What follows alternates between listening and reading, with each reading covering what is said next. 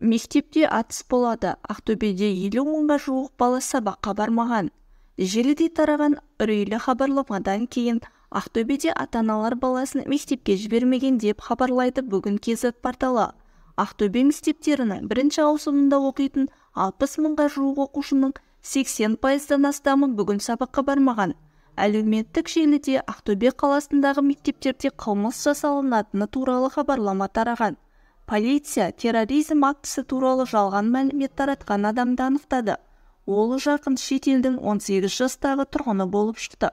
Тәртіп сақшылары алаңдауға негіз жоқ. Айтқанымен бүгін ата-аналар балаларын сабаққа жібермеген. Ақтөбе қаласында 119 мектеп бар.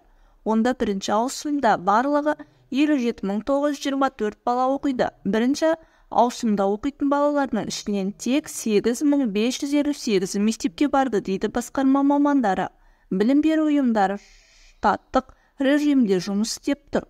Полиция қауіпсіздікті қамтамасыз етіп жүр. Сондай-ақ бейне бақылау жүйесі арқылы қадағалау шаралары күшейтілді.